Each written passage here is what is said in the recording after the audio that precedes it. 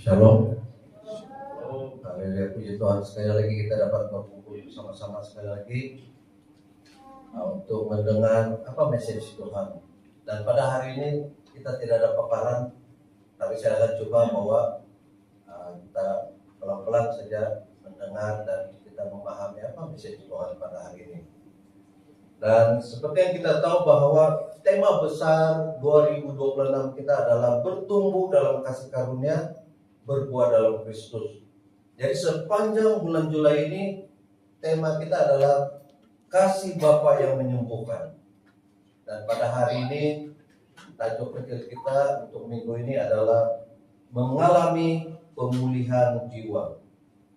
Nah, apabila kita cakap mengalami pemulihan jiwa, perkataan jiwa ini selalu kita dengar kalau di dunia ini dia katakan, wah dia lain-lain, kan mungkin dia ada gangguan jiwa. Apabila orang sebut sudah gangguan jiwa, secara otomatis kita tahu dia ada masalah. Kita tahu dia ada masalah dan ada berbagai persoalan-persoalan yang dia mau nyatakan, sehingga kan kadang-kadang boleh bercakap sendiri, sudah. Pandai bercakap sendiri, pandai menangis sendiri. Apabila orang mengatakan itu gangguan jiwa. Tapi berbeda dengan cara Tuhan mendidik kita, cara Tuhan mau mengubah kita. Dalam Mazmur 23 ayat 3 yang mengatakan, Ia menyegarkan jiwaku. Tuhan menyegarkan jiwaku. Tapi sebelum kita masuk lebih dalam lagi, saya ingin baca satu petikan firman Tuhan.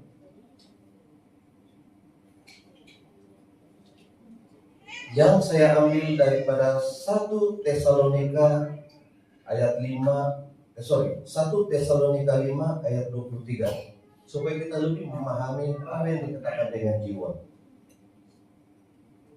Saya baca, semoga Allah damai sejahtera menguduskan kamu seluruhnya, dan semoga roh, jiwa, dan tubuhmu terpelihara sempurna dengan tidak bercacat pada kedatangan Tuhan kita Yesus Kristus. Nah, di dalam petikan ini dikatakan roh, jiwa, dan tubuhmu. Dan apa yang dimaksudkan di sini ialah saya suka menerangkan dulu dengan tubuh. Tubuh yang seperti yang kita rasa pada hari ini, inilah tubuh bagian fisikal manusia yang boleh dirasa, boleh berinteraksi dengan dunia ini dengan panca indera kita, dengan kita punya sense, kita punya panca indera. Jadi yang tubuh ini diciptakan daripada debu tanah dan akan mati dan menjadi debu tanah semula.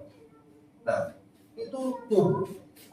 Mari kita bicara tentang jiwa. Jiwa ialah pusat kepribadian manusia yang merangkumi akal pikiran, emosi, kehendak, atau pilihan. Jadi melalui jiwa, seseorang berpikir, merasakan kasih, sedih, takut, gembira, dan membuat keputusan. Dan ini yang jiwa yang ramai orang suka untuk menangani. Sehingga kalau nanti jabatan-jabatan lain pun ada, sudah dia punya jabatan-jabatan ataupun maksudnya ada unit-unit dia untuk menangani stres. Menangani stres di, saya bagi contoh, di sekolah ada satu unit untuk menangani stres. Kenapa buat begitu? Supaya kita tidak menjadi beberapa individu yang akhirnya hilang halat tuju. Jadi kita dibekalkan dengan orang-orang yang dikatakan mempunyai kemahiran untuk menangani stres. Ramai orang di luar sana, memang kita tidak nafikan dengan berita-berita terkini sekarang pun. Kalau kita lihat kejadian-kejadian terbaru, seorang pelajar, saya katakan masih pelajar itu semua masih muda, boleh mengambil tindakan nekat untuk menikam rekan-rekannya. Apabila kita baca dalam apa yang dipaparkan di media sosial, dia berkait rapat dengan emosi, berkait rapat dengan pikiran, berkait rapat dengan kehendak. Dan ini yang apabila tidak ditangani akan menjadi begitu, akan menjadi perlakuan-perlakuan yang tidak menguntungkan mana-mana pihak. Nanti kita akan mendalami lagi nih. Seterusnya roh, yaitu inilah bahagian yang paling dalam diri kita yang membolehkan kita berhubung dengan Allah Bapa di surga. Nah, sebelum mengenal Kristus, roh manusia digambarkan sebagai mati karena dosa. Nah, apabila kita menerima Yesus, roh kita dihidupkan bersama dengan roh Tuhan. Sebab itu Yesus mengatakan, Yesus ada di dalam kita, kita ada di dalamnya. Nah, jadi di sini tajuk kita adalah mengalami pemulihan jiwa. Yang kebenaran utama dia adalah pemulihan jiwa kita ini bukan upah bagi orang yang sempurna. Saya ulang sekali lagi. Pemulihan jiwa kita ini bukan upah, bukan gaji karena kita sempurna. Tidak ada kaitan pun dengan diri kita. Sebenarnya pemulihan jiwa kita ini, pemulihan jiwa, kenapa kita masih boleh berada dalam keadaan suasana aman begini hari ini, bukan karena kita pandai menjaga emosi kita, bukan kita pandai jaga buah pikiran kita, bukan kita pandai menjaga kelakuan kita, tapi semuanya itu mengalir daripada kasih dan rahmat Tuhan yang dinyatakan melalui Yesus Kristus. Tidak ada seorang pun yang mampu menangani apa-apa permasalahan dengan usaha dia sendiri. Dan kita percaya orang-orang di luar sana yang ada banyak permasalahan, jika mereka serahkan kepada permasalahan mereka kepada Tuhan, mujizat pasti terjadi. Karena Tuhan selesaikan itu di kayu salib bukan hanya untuk 1, 2, 3 orang, tapi kepada semua orang yang percaya pada karya penyelamatan Yesus di kayu salib. Apapun permasalahan yang kita hadapi, kita tahu serahkan kepada Tuhan. Dan setiap pribadi yang ada di sini ada dia punya permasalahan sendiri.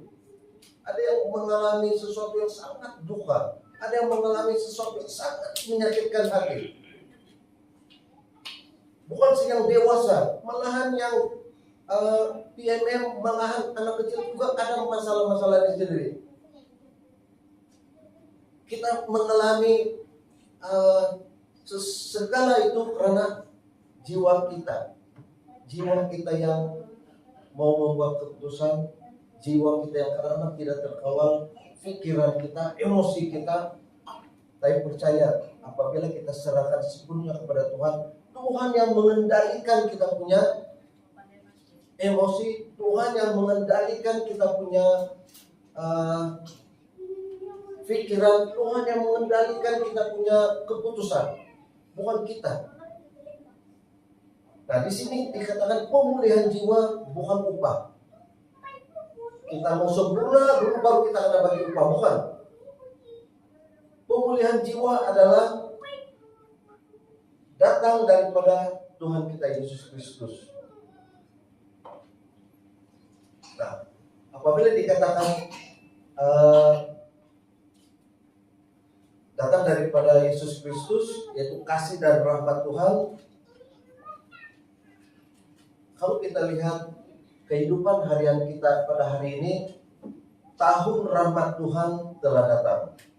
Tahun rahmat Tuhan telah datang. Apabila kita katakan tentang tahun rahmat, sayangkan kita tidak dapat paparan. Kalau kita ada paparan kita lebih mudah. Tapi tidak Pak. Tahun rahmat Tuhan dikatakan sini telah datang. Sebenarnya berbeda dengan perjanjian lama sama perjanjian baru. Perjanjian lama juga ada yang dikatakan tahun rahmat, yang dikenali sebagai tahun Yobel. Tahun Yobel diadakan 50 tahun sekali. untuk membebaskan para tawanan, membebaskan hutang piutang segala.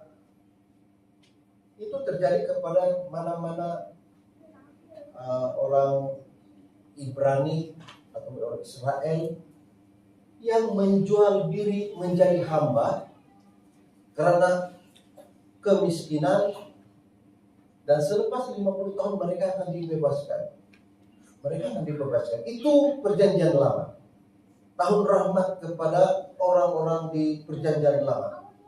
Tapi berbeda dengan tahun rahmat yang kita hadapi sekarang. Sebab tahun rahmat yang kita hadapi sekarang, dia datang karena Yesus sudah hadir, sudah berada bersama dengan kita. Beda betul dengan tahun rahmat pada perjanjian lama, di mana kalau kita rujuk pada perjanjian lama, tahun Yobel yang diadakan 50 tahun, setiap 50 tahun yang hamba dibebaskan, hutang dihapuskan, dan dikembalikan tanah mereka. Ianya bersikap fisikal, sosial, dan ekonomi, dan berlaku dalam tempo masa.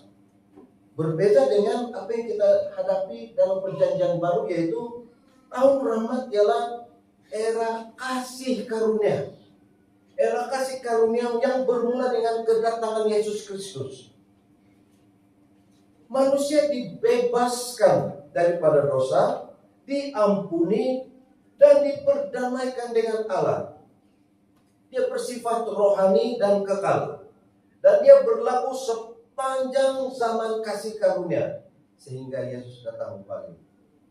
Dan berdasarkan kasih karunia melalui iman kita kepada Kristus. Nah, kita katakan di sini yang layak, bukan lagi layak, yang akan mendapat itu adalah mereka yang ada iman percaya. Sebab Tuhan memberikan semua ini secara cuma-cuma. Kita saya mau merebut peluang itu. Nah, dalam Lukas 4 ayat 18 hingga 19, Roh Tuhan ada padaku, oleh sebab Ia telah mengurapi aku untuk menyampaikan kabar baik kepada orang-orang miskin, dan Ia telah mengutus aku untuk memberitakan pembebasan kepada orang-orang tawanan dan penglihatan bagi orang-orang buta, untuk membebaskan orang-orang yang tertindas, untuk memberitakan tahun rahmat Tuhan telah datang. Nah, ini yang Yesus lakukan. Berbeda dengan zaman perjanjian lama. Nah, melalui kabar baik ini, Yesus mengumumkan kabar baik penyelamatan ini bukan karena dia saja-saja. Tiada istilah saja-saja. Tuhan Yesus lakukan itu karena kasih Bapa di surga yang begitu mendalam pada diri kita, sehingga mengaruniakan kita Yesus, dan Yesus menyelesaikan di kayu salib. Dia tidak bertangguh, dia tidak bilang tunggu dulu lah, saya pos-pos dulu, siapa 30-an ini belum lepas ini. Yesus tidak pernah mengatakan begitu. Tapi Yesus terima dan laksanakan apa yang sudah Tuhan beri amanat kepada dia. Itu karya penyelamatan yang besar. Jadi melalui rahmat Tuhan, kasih karunia yang datang, Yesus mengumumkan kabar baik. Kabar baik dia apa? Dengan hadirnya Yesus, kita ada pengharapan. Kita ada pengharapan yang sangat pasti. Bukan pengharapan yang betul kayak Tuhan macam sekarang. Orang sibuk tengok bola pertandingan bola sepak. Harap ini gimana loh? Itu pengharapan yang belum pasti. Kita bilang ini menang ini Norway. Salah.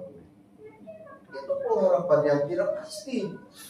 Sebab itu bukan janji Tuhan. Tapi yang ini adalah janji Tuhan. Janji Tuhan yang membawa kita kepada kabar baik. Pembebasan, pemulihan, kesembuhan, dan rahmat Tuhan. Nah, apabila kita bercakap tentang rahmat Tuhan, kalau kita mau bercakap dari pagi sampai petang, tangguh besar rahmat Tuhan, tangguh besar anugerah Tuhan kepada kita. Jadi kita tidak dapat mengungkapkan itu secara terperinci, tapi saya mau kongsikan dengan apa yang rahmat Tuhan yang kita hidupi hari ini. Jadi maksud tahun rahmat dalam kasih karunia, yang pertama, masa keselamatan diberikan secara cuma-cuma. Apabila dibilang cuma-cuma, secara gratis, secara percuma kepada kita. Manusia diselamatkan bukan karena usaha atau ketaatan kepada hukum Taurat. Ini yang sudah baik-baik sudah kita belajar. Kita ulang-ulang baliknya, kita ulang-ulang supaya semakin lama kita mendengar orang bilang, bosan sudah dengar itu saja. Tapi sebenarnya apa yang Tuhan mau sampaikan kepada kita, semakin iman timbul daripada pendengaran tentang firman Tuhan. Jadi kalau hari-hari kita dengar, itu akan menguatkan kita. Jadi tetapi oleh kasih karunia melalui iman kepada Kristus, itulah masa keselamatan itu. Bukan diberi, memang Tuhan beri, tapi dengan iman yang percaya. Iman kita yang percaya kepada Kristus. Apa yang sudah Yesus Kristus lakukan di kayu salib. Yang kedua, tahun rahmat, pengampunan dosa tersedia untuk semua yang percaya. Nah, pengampunan dosa tersedia untuk semua yang percaya. Di bawah kasih karunia, dosa diampuni melalui pengorbanan Yesus sekali dan untuk selama-lamanya. Ini pun sudah balik-balik kita dengar. Sekali dan selama-lamanya. Dan yang ketiga, pembebasan. Pembebasan daripada perhambaan dosa. Tahun rahmat bukan hanya pengampunan, tetapi juga pembebasan daripada kuasa dosa. Kita tahu selepas apabila Yesus menyempurnakan segala karya penyelamatan di kayu salib, kita tahu dosa tidak lagi berkuasa atas diri kita. Dosa telah dipatahkan. Mungkin iblis semasa itu berpikiran dia orang menang sebab mati. Yesus telah mati. Tapi mereka lupa bahwa itulah kemenangan bagi Kristus yang menumpahkan darah untuk keselamatan kita. Dan yang keempat, pendamaian dengan Allah. Melalui Kristus, manusia yang dahulu jauh daripada Allah kini boleh datang kepadanya dengan penuh keberanian. Tidak ada masih ingat tabir bagi Allah secara terkoyak begitu menunjukkan tidak ada lagi hambatan kepada kita untuk datang kepada Allah. Tuhan membuka jalan selebar-lebarnya kepada kita. Dan penegasan daripada tahun rahmat Tuhan kepada kami ini, saya boleh berharap kepada pemulihan karena Yesus telah datang membawa rahmat Tuhan. Nah, kita boleh berharap kepada pemulihan karena Yesus telah datang membawa rahmat Tuhan, membawa kasih karunia Tuhan. Kita sudah belajar bahwa kasih karunia Tuhan itu bukan satu saja, bukan bercakap tentang kekayaan saja, bukan bercakap tentang kesehatan saja, tapi dia merangkumi semua. Segala kita cakap, ini kita punya pribadi yang segala kekurangan kita, Tuhan yang sempurnakan. Kita tahu setiap pribadi di sini ada kekurangannya, ada kelemahannya, tapi Tuhan menyempurnakan itu semua. Mungkin saya banyak kekurangan. Kalau dibandingkan dengan penuntut itu banyak kekurangan saya. Sudah, satu, tidak tahu undang-undang, paling banyak macam tahu begitu. Banyak saya merujuk kepada pengetahuan itu. Tapi puji Tuhan, Tuhan mengantar orang-orang yang diberkati untuk memberkati lagi kami yang tidak tahu apa-apa. Nah, cara Tuhan bekerja itu unik. Dan yang kita tidak tahu, kita boleh minta kepada rekan-rekan ataupun saudara-saudara yang tahu. Tapi bukan dia bercakap kosong. Yang dia bercakap itu dengan penuh kewarasan daripada Tuhan. Tuhan memberikan dia hikmat supaya dapat memberitahu kepada kita, supaya kita dapat sama-sama berpikir. Mungkin kalau saya seturang, saya berpikir, lama sudah saya bercakap seturang sama berjalan-jalan, tidak dapat menyelesaikan apa-apa masalah. Tapi syukur, Tuhan ada cara yang unik. Tuhan ada cara yang terbaik menghantar orang-orang yang diberkati.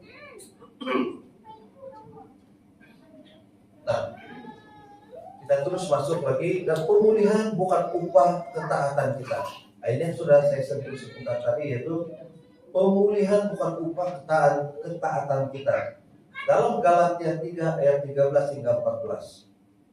Kristus telah menebus kita dari kutuk hukum Taurat dengan jalan menjadi kutuk karena kita. Nah, apabila kita tengok begitu kan, kita di share lah begitu, saya lupa masa kita menonton masa Paskah. Kasihan Yesus kan, kenapa Yesus karena saya kan Tuhan. Apabila kita mau beritahu, ya Yesus karena hukum begitu, sebab Yesus mau mengambil semua sakit-sakit kita. Kasihan Yesus kan. Nah, budak kecil pun boleh rasa kasihan kepada apa yang Yesus lakukan di kayu salib. Apalagi kita yang sudah dewasa, apa respon kita tentang apa yang sudah Yesus lakukan di kayu salib? Sama ada itu hanya tayangan-tayangan biasa ataupun cerita-cerita kosong. Apabila kita menghayati apa yang sudah Yesus lakukan di kayu salib, kita sangat bersyukur karena pada hari ini kita mampu berdiri, bukan sombong, kita berdiri megah. Karena kita sudah diselamatkan, kita sudah dipulihkan, kita sudah dibebaskan, kita sudah dicabut segala hutang piutang kita. Tidak ada lagi yang boleh mendakwa kita, masih ada hutang yang begini-gini lagi yang tak perlu bayar. Tidak. Semua sudah lunas, sudah tuntas. Kita hidup sebagai orang yang betul-betul merdeka. Yang bukan lagi ada lagi utang-utang saya yang lain. Tidak. Yesus sudah tebus kita dengan secara 100%. Tidak sudah lagi yang berutang. Malahan Tuhan bayar lebih. Tuhan bayar lebih. Jadi di bawah hukum Taurat, apabila ketaatan kita sempurna, baru kita diberkati. Sehingga apabila kita mengikuti itu 10 hukum, kita taat, baru kita diberkati. Kalau kita tidak sempurna, satu cara dia untuk supaya kita diberkati, kita memberikan korban binatang supaya dosa-dosa kita akan buang. Oke. Dalam 1 tahun ini, dalam 1 tahun saja, selepas kita memberikan korban binatang, berbeda dengan di dalam Kristus. Kristus yang menanggung segala kutuk, segala penderitaan, dia tanggung. Kita yang begini-begini saja, yang tidak buat apa-apa, kita yang menerima berkat. Kita menerima berkat apa yang Tuhan Yesus lakukan. Tapi melalui iman percaya, kita percaya apa yang sudah Yesus lakukan di kayu salib. Iman percaya kita. Bukan sudahlah. Tuhan sudah tolong, sudahlah. Tidak. Tapi Tuhan mau iman percaya kita. Percaya kepada karya penyelamatan Yesus di kayu salib. Dan kita yang hadir pada hari ini, kita datang bukan membawa prestasi, bukan membawa dengan kelebihan-kelebihan kita. Tapi kita datang karena Kristus telah menebus kita. Bukan kita datang karena saya lebih sedikit daripada orang lain. Saya tahu, sebab saya tahu begini-gini. Tidak. Bukan dengan prestasi kita, bukan karena kelebihan kita, tapi kita datang karena Kristus telah menebus. Dan tidak ada yang tersisa lagi. Semua kita sudah ditebus. Jangan lagi ada di antara kita cakap yang bagi khotbah dong akan tebuslah, sebab dong selalu bagi khotbah di depan. Yang kami yang duduk-duduk di sini ya dapat sikit-sikit yang di depan. Tidak. Sama rata daripada yang ada di hadapan sampai di belakang, semua sama. Banyak sama rata Tuhan berikan. Tuhan tidak pandang pada perbuatan. Tuhan tidak pandang pada perbuatan. Jangan pernah katakan, saya tidak pernah bagi khotbah di depan, jadi kurang-kurang sini masih dapat. Tidak. Tuhan bukan pandang pada perbuatan. Tuhan pandang pada hati yang percaya, iman yang percaya. Sebab itu semua kita terima kasih karunia daripada Tuhan. Kalau pada saat hari ini kita masih ada permasalahan-permasalahan di jiwa kita, bagi tahu Tuhan. Tuhan bagi tahu, ketuklah maka pintu akan dibukakan, mintalah maka kamu akan diberikan. Kepada siapa yang kita meminta kalau bukan Bapa di surga? Permasalahan-permasalahan kita yang PML, saya tahu ada juga PML yang pada saat ini pun ada permasalahan mereka sendiri yang mengganggu di dalam hati dia. Mungkin dia bercakap, ayah semua orang sudah dapat begini, saya belum lagi. Itu mengganggu jiwa kita, itu. Tapi kalau kita serahkan kepada Tuhan, biar Tuhan yang mengendalikan semuanya. Tuhan tahulah memberikan kita masa yang tepat, bukan masa kita. Jangan ikut masa kita, ikut masa Tuhan. Tuhan akan memberikan pada masa yang tepat dan tidak pernah terlambat. Jangan pernah katakan selalu lambat sih saya dapat berkat loh. Tuhan tidak pernah memberikan kita berkat yang terlambat kan. Malahan Tuhan sudah memberikan kita berkat-berkat berkelimpahan, malah advance. Lebih lagi Tuhan bagi sama kita. Kita bernafas pada hari ini pun itu satu keajaiban. Jangan bilang, karena saya ada paru-paru kan, saya ada hidung, siapa ada tarik nafas. Bukan. Semuanya karena kasih karunia Tuhan. Apabila kita bangun pagi, kita tarik nafas, bukankah kita mengucap syukur itu? Kita masih bernafas, kita masih dapat datang bersama saudara iman memuji dan memuliakan nama Tuhan. Kita tahu lah, saya tidak dapat bayangkan kalau kau bilang tidak pernah bernapas-napas yang pagi-pagi, kalau belum pernah merasakan. Kita tidak tahu macam keadaan begitu. Tapi Tuhan memulihkan kita. Tuhan sentiasa memulihkan kita. Pemulihan jiwa, kesembuhan fisikal kita semua. Nah,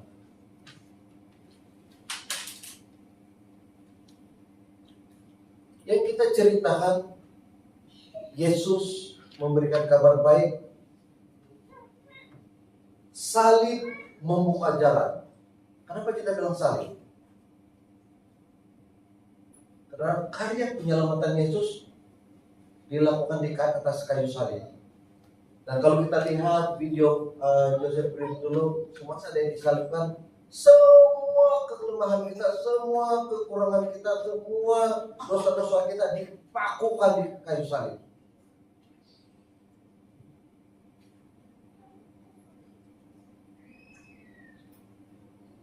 Dan kita hidup sebagai orang yang betul-betul merdeka. Dalam Roma 8 ayat 32. Roma 8 ayat 32, saya baca. Kalau dalam paparan, kalau pada kita lihat paparan, ayat itu dimudahkan. Saya mau baca yang ayat kedua.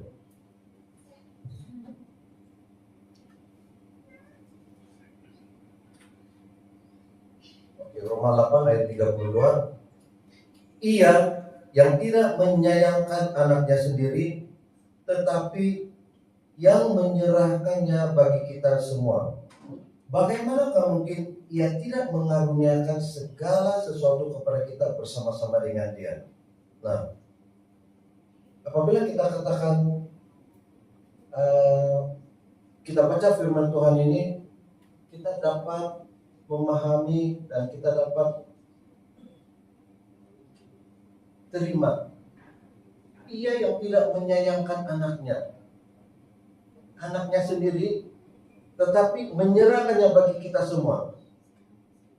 Yesus diserahkan kepada kita sebagai jalan keluar daripada dosa-dosa kita. Dan kita berbangga pada hari ini karena Yesus telah menyempurnakan karya penyelamatan di kayu salib. Kalau Tuhan tidak sayang kepada kita, kita tidak tahu apa yang jadi pada orang-orang yang ada pada saat ini.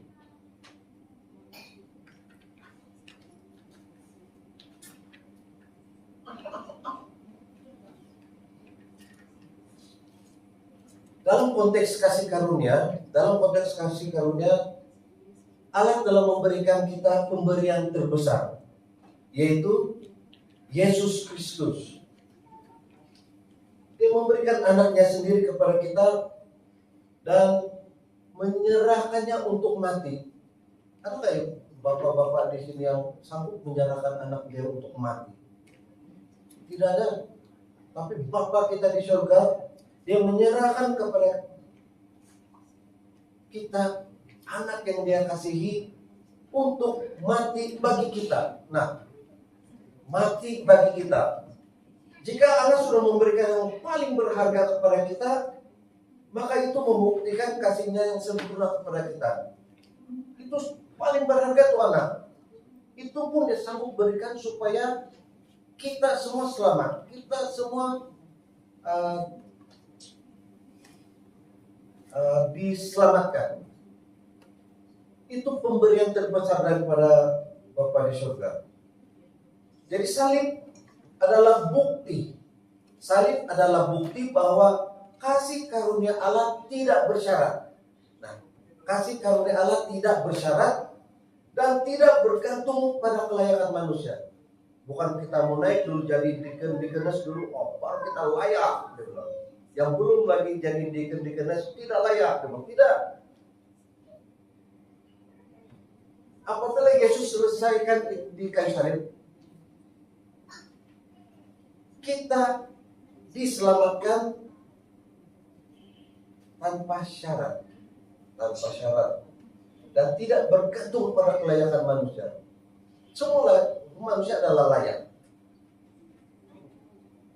Satu saja, percaya, iman, percaya, dan mengaruniakan segala sesuatu di sini membawa maksud bukan semua yang dalam pikiran kita, tapi dia membawa maksud kepada segala yang diperlukan untuk keselamatan. Nah, saya katakan, segala yang diperlukan untuk keselamatan, pertumbuhan rohani dan penggenapan rancangan Allah bagi orang percaya. Ada orang mengatakan mengaruniakan segala sesuatu, mereka hanya ingat satu saja, yaitu kekayaan saja. Mereka hanya bilang mengaruniakan sesuatu kekayaan, dalam pikiran mereka kekayaan saja, ataupun kehidupan tiada masalah. Jadi apabila kehidupan kita ada masalah, mulai sudah menyalahkan Tuhan. Tuhan cakap mengaruniakan segala sesuatu. Saya hidup pada hari ini masih ada masalah. Bukan itu yang Tuhan mau. Tuhan mengaruniakan segala sesuatu adalah segala yang diperlukan untuk keselamatan, pertumbuhan rohani dan penggenapan rancangan Allah bagi orang percaya. Ini termasuklah pengampunan dosa, kebenaran dalam Kristus, Roh Kudus yang diberikan, damai sejahtera, kekuatan menghadapi penderitaan, tapi bukan kekuatan kita, kekuatan daripada Tuhan. Dan paling besar, jaminan hidup kekal. Jaminan hidup kekal. Nah, salib membuktikan bahwa Bapa sangat mengasihi kita. Kristus telah diberikan. Jalan kepada Bapa telah terbuka. Dan kita datang dengan keyakinan. Kita datang kepada Tuhan dengan keyakinan. Bukan lagi bilang takut.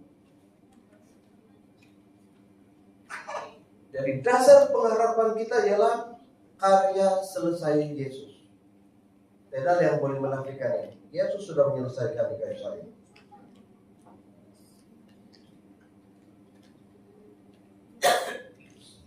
Yesus menanggung dan memulihkan.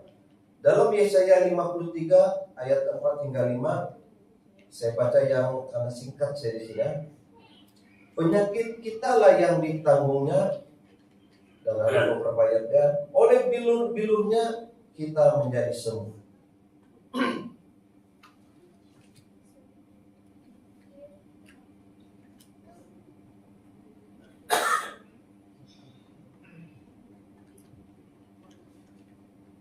Daripada pembacaan firman Tuhan ini, siapa kita tahu penyakit kita yang ditanggungnya oleh bilur-bilurnya, oleh segala yang dia hadapi semasa penderitaan itu, kita menjadi sembuh. Dan jelas sekali di sini, bukan kita yang ada part kecil untuk menanggung, tidak ada. Sebenarnya Yesus yang tanggung semua. Yesus yang tanggung semua.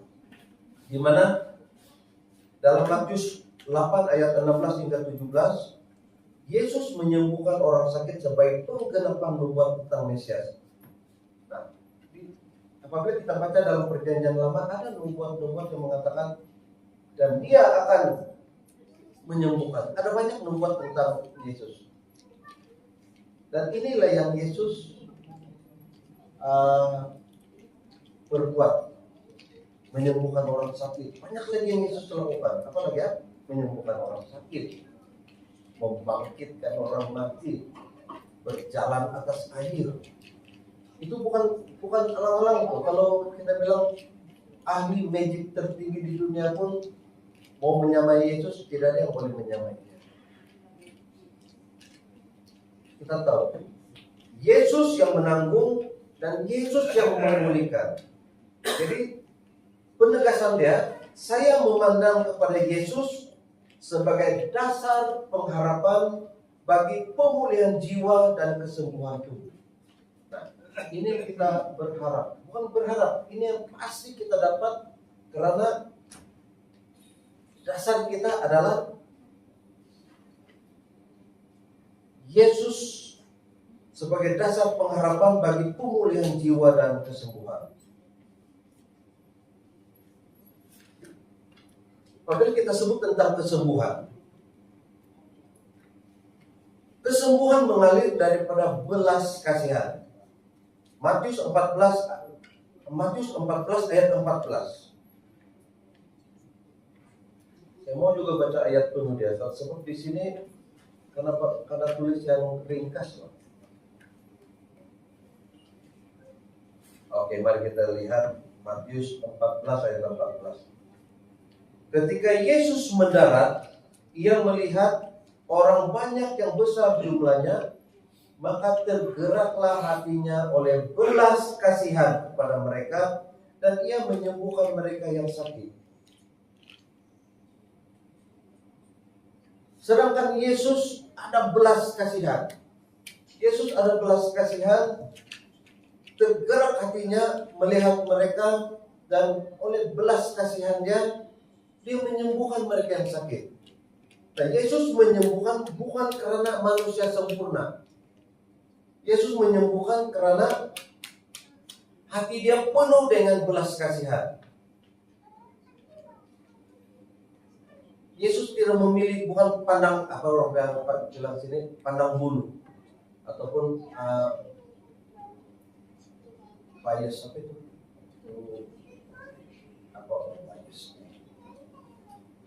Tidak adil. Dia hanya memandang ini orang saya sembuhkan, yang ini tidak.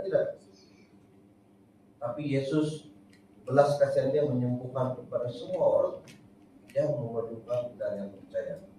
Nah, Kesembuhan mengalir daripada kebaikan Tuhan, bukan kesempurnaan manusia.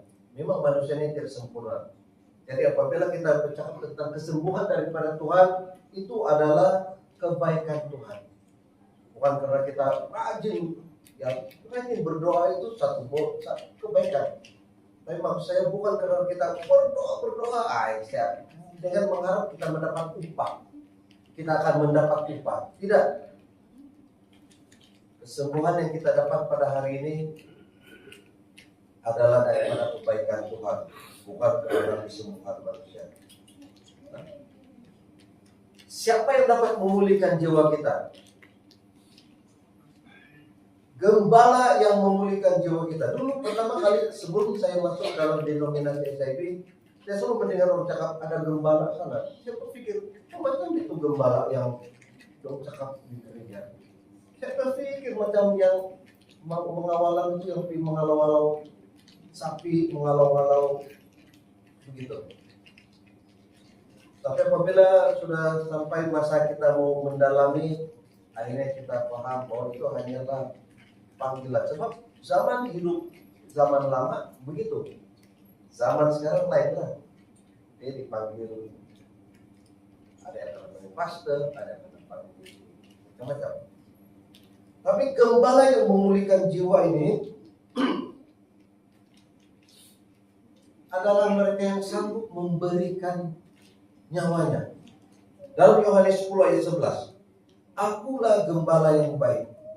Gembala yang baik memberikan nyawanya bagi domba-dombanya. Siapa gembala yang sanggup menyerahkan nyawanya untuk kebaikan kita?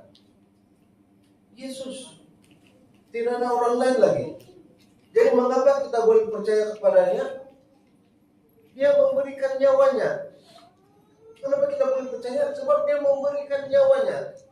Bukan dia bilang, kau kan hukum sekarang untuk orang. Tidak, dia sendiri menyerahkan nyawanya.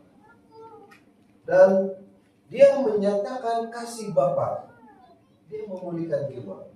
Dia tidak pernah pun bagi tahu yang akan ada orang lain lagi selepas saya, akan ada orang lagi lainnya akan selamatkan kamu. Tidak. Tuhan Yesus menyelesaikannya sekali saya di kayu salib, sekali dan untuk selama-lamanya. Dan di sana kasih Allah diungkapkan, kasih Allah dinyatakan lewat daripada karya penyelamatan Yesus di kayu salib. Jadi gembala yang memulihkan kita semua ialah gembala yang mati bagi kita.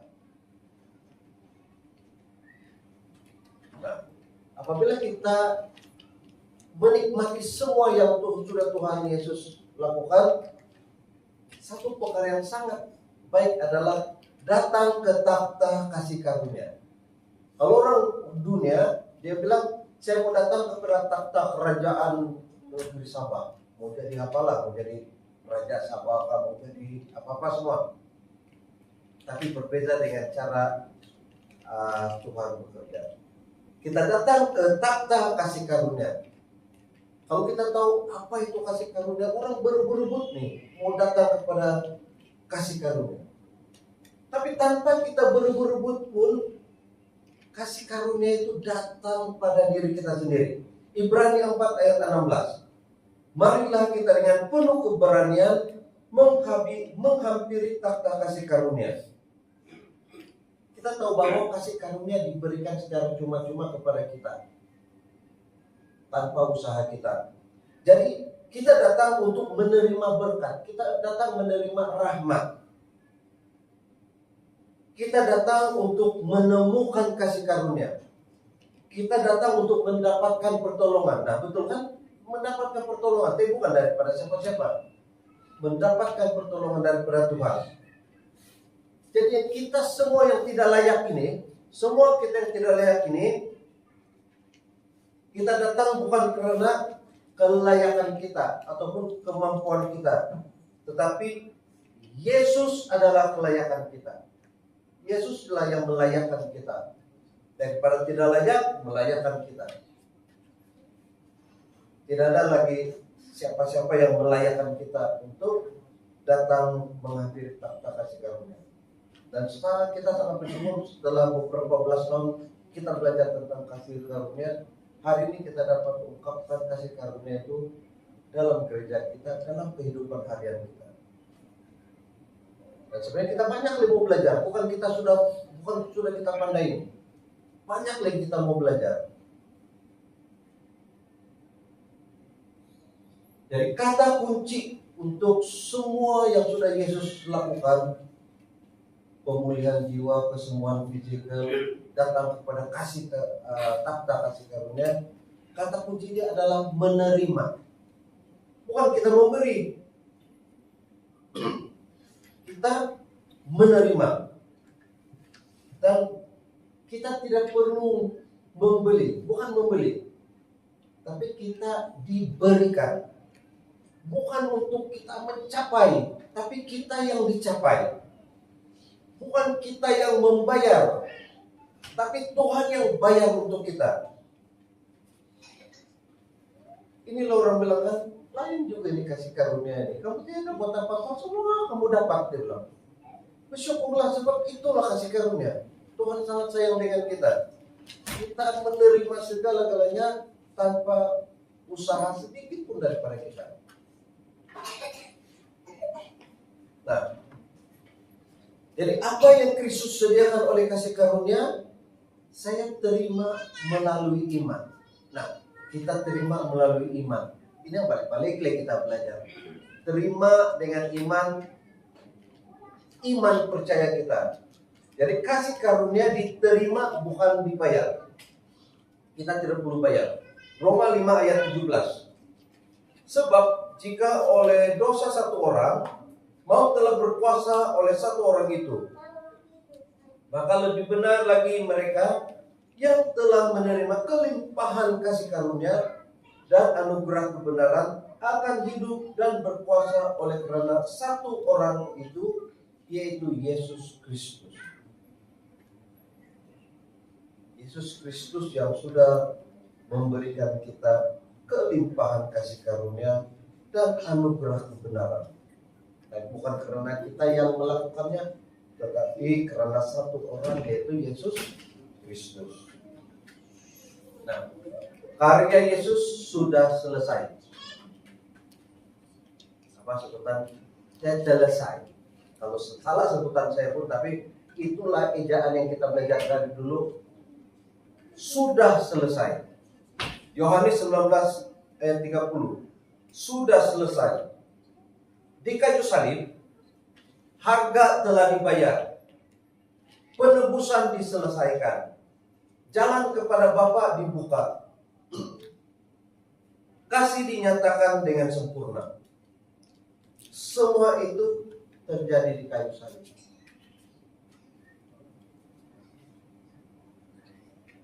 Penegasan. Iman tidak bertanya, apa lagi yang harus saya bayar? Iman kita tidak mau bertanya lagi, apa lagi yang harus saya bayar? Tidak ada pun bahagian kita. Iman melihat apa yang Yesus telah selesaikan. Nah, bukan kita akan tanya, apa yang saya mau buat? Apa yang saya mau buat? Saya mau buat apa lagi? Malahan kita bercakap, apa lagi yang Tuhan mau beri kepada saya? Apa yang Tuhan mau bagi surprise kepada saya? Bukan apa yang saya mau bayar, apa yang tidak. Karena iman melihat apa yang Yesus telah selesaikan.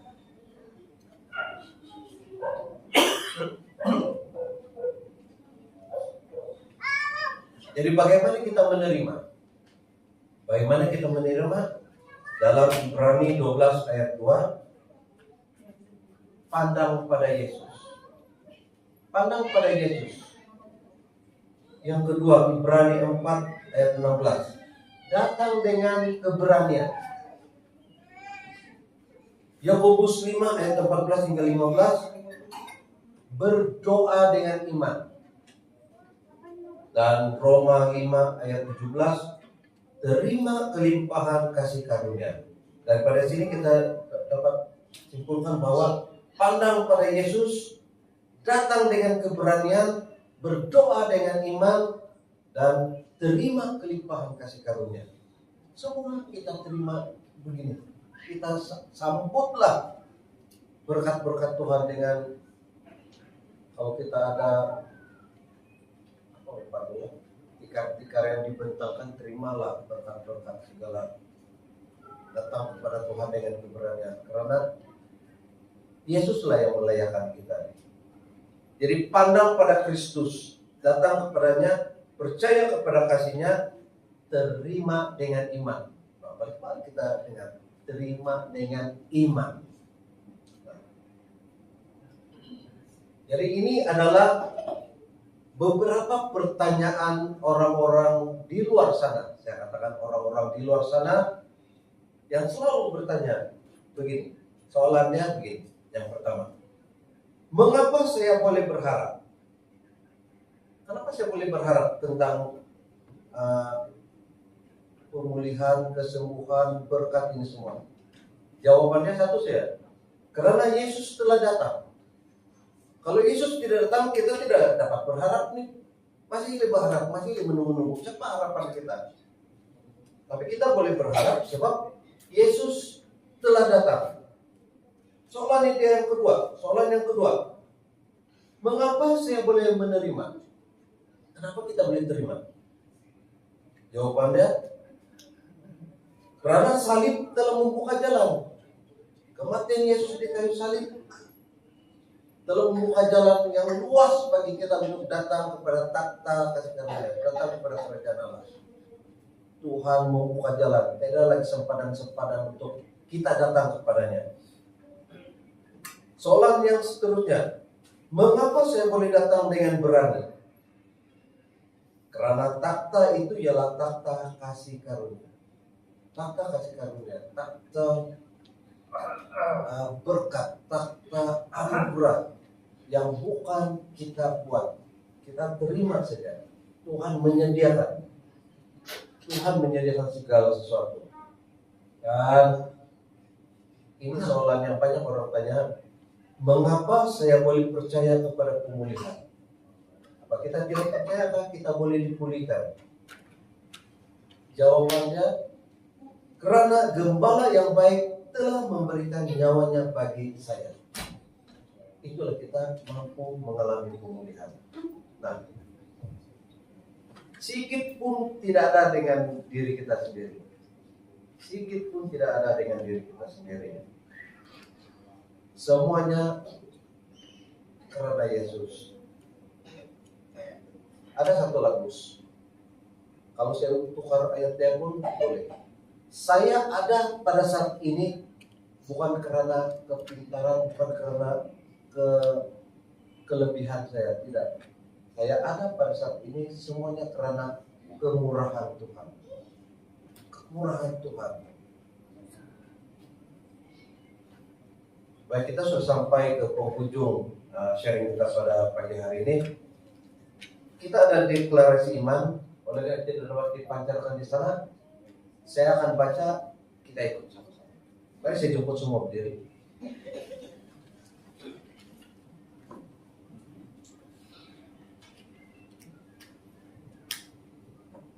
Baik, kita mulai deklarasi iman. Saya tidak datang membawa kelayakan saya. Saya datang dalam nama Yesus. Saya bersandar kepada karya selesai Kristus. Saya menerima kasih karunia melalui iman. Tuhan adalah gembala yang memulihkan jiwa saya. Saya percaya kepada kasih Bapa. Saya datang dengan iman bagi pemulihan jiwa dan kesembuhan tubuh. Dalam nama Yesus, sama-sama, amin.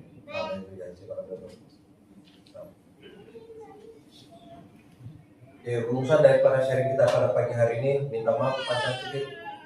Itu Itu saya katakan tadi, apabila kita mau bercakap tentang rahmat Tuhan, tidak banyak yang kita mau cakap dan tidak putus-putus rahmat Tuhan kepada kita. Ya, rumusan sharing kita pada pagi hari ini, tahun rahmat diumumkan. Itu tahun rahmat. Kristus telah menebus kita. Salib membuka jalan. Kasih Bapa dinyatakan. Takhta kasih karunia terbuka. Dan kita datang dan menerima melalui iman.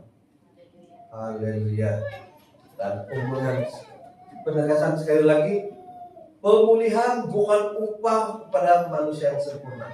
Sekali lagi, pemulihan diterima karena Yesus sempurna dan karyanya telah selesai. Haleluya. Mari kita berdoa. Oh haleluya, Bapa di surga, kami mengucap syukur dan terima kasih karena pada hari ini Tuhan kami telah belajar bahwa Engkau memulihkan, Engkau memberikan kami kesembuhan. Malahan apa yang kekurangan kami Engkau sempurnakan Tuhan. Dan kami percaya kepada karya penyelamatan dari kayu salib. Dan kami semua yang ada di sini, kami percaya Tuhan Engkau tidak meninggalkan seorang pun di belakang. Malahan semua kami diberkati. Dan kami percaya Tuhan Engkau sudah melakukan yang tidak dapat ditandingi oleh siapa-siapa pun, karena Engkau memberikan kami kesembuhan. Segala kekurangan kami Engkau sempurnakan, malahan Engkau memberikan kepada kami jaminan hidup yang kekal. Terima kasih Bapa di surga untuk semua ini. Di dalam nama Yesus kami sudah berdoa dan mengucap syukur. Amin.